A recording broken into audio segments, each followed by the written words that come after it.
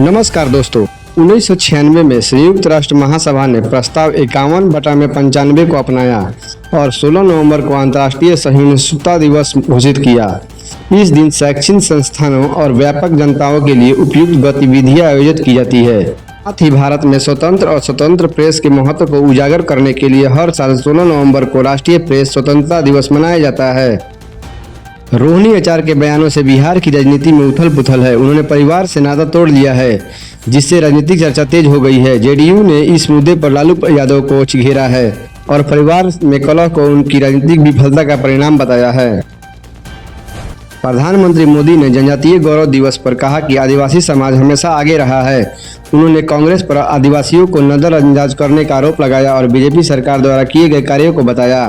PM Modi ने सूरत में bullet train station का निरीक्षण किया, जो Mumbai Ahmedabad high speed rail corridor का हिस्सा है। इस परियोजना से यात्रा का समय कम होगा और आर्थिक गतिविधियों को बढ़ावा मिलेगा।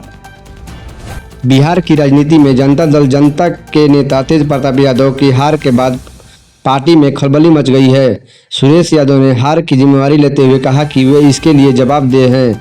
पार्टी में हार के कारणों का मंथन चल रहा है और आगे रणनीति पर विचार किया जा रहा है। कार्यकर्ताओं को एकजुट रखने पर जोर दिया जा रहा है। केंद्र सरकार ने सस्ती दवाओं की उपलब्धता को बढ़ाने के लिए 10 नई अमृत फार्मेसियों की शुरुआत की है। स्वास्थ्य मंत्री जेपी नड्डा ने बताया कि अमृत नेटवर्क अब 24 राज्यों और 4 केंद्र शासित प्रदेशों में 255 से अधिक दुकानों पर फैल चुका है। इन केंद्रों पर दवाएं बाजार मूल्य से 50% कम दाम पर उपलब्ध होंगे, जिससे मरीजों को भारी बचत हो रही है। सरकार का लक्ष्य सभी को सस्ती स्वास्थ्य सेवाएं प्रदान करना है।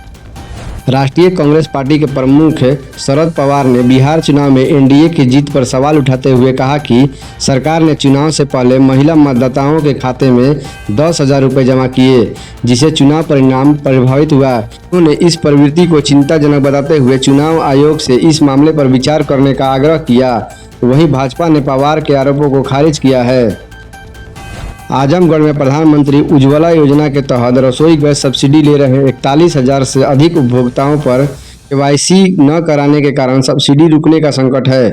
जिले में 1,77,000 लाभार्थी हैं, जिनमें से इन उपभोक्ताओं ने केवाईसी नहीं कराई है। दिसंबर में इनके खाते में सब्सिडी नहीं जाएगी। जिला आपूर्ति विभाग शिविर लगाकर जागरूकता अभियान चला रहा है। दिल्ली में विस्फोट के बाद सुरक्षा एजेंसियां सतर्क है। सीमा से 2 पाकिस्तानी मूल के डॉक्टरों को गिरफ्तार किया गया है। संदिग्ध गतिविधियों के चलते हुई इस गिरफ्तारी के बाद सुरक्षा एजेंसियां उनसे पूछताछ कर रही है, ताकि उनके इरादों का पता लगाया जा सके।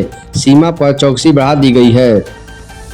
उत्तर प्रदेश के मिर्जापुर जिले में पंचायत चुनाव की मतदाता सूची में एआई जांच के दौरान 2,94,333 डुप्लीकेट मतदातागण पाए गए। सत्यापन के बाद 5,008 डुप्लीकेट मतदाताओं के नाम हटा दिए गए हैं, जबकि 47,112 मतदाता वैध पाए गए।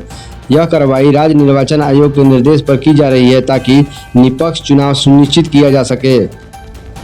सांबा जिले के जम्मू कश्मीर पठानकोट राष्ट्रीय राजमार्ग पर एक मोटार शेड मिला, जिसमें बम निरोधक दस्ते ने निष्क्रिय कर दिया। राजमार्ग चौड़ीकरण के दौरान मजदूरों को यह सेल मिला था, जिसके बाद पुलिस ने इलाके को सील कर दिया। एक अन्य घटना में बाड़ी ब्राह्मण पुलिस ने 3.72 ग्राम हीरोइन के साथ एक नशा तस्कर को गिरफ्तार किया, जिसकी पहचान गौरव कुमार के रूप में हुई। पुलिस ने मामले दर्ज कर जाँच शुरू कर दी है। भारत अमेरिकी आपत्तियों के बावजूद रूस से तेल आयात कर रहा है। अक्टूबर में $2.5 अरब के कच्चे तेल की खरीद के साथ भारत दुनिया का दूसरा सबसे बड़ा खरीदार बन गया है। चीन $3.7 अरब की खरीद के साथ पहले स्थान पर है। सभी देशों ने भारत और चीन से रूसी तेल की खरीद को सीमित करने का आग्रह किया है, क्योंकि उन्हें चिंता है कि इससे यूक्रेन में युद्ध को वित्तीय मदद मिल रही है। जम्मू कश्मीर पुलिस और एसटीएस को डॉक्टर आदिल के बैंक खाते से लेन देन का पता चला है। दुबई में बैठा उसका भाई मुजफ्फर उसे हर महीने पैसे भेजता था, जो उसे 15 तारीख से पहले चाहिए होते थे। अस्पताल से पता चला है कि आदिल को वेतन भी समय से पहले चाहिए था, इसलिए उसने नौकरी छोड़ दी। खुफिया एजेंसियों को आदिल द्वारा मुजरिम को पैसे भेजने का सबूत मिले हैं। विदेश मंत्री एस जयशंकर ने अमेरिका में भारतीय महावाणिज्य दूतों के सम्मेलन में भारत अमेरिका संबंधों की समीक्षा की। उन्होंने दोनों देशों के बीच साझेदारी को मजबूत करने के लिए दूतावासों के प्रयासों की सराहना की।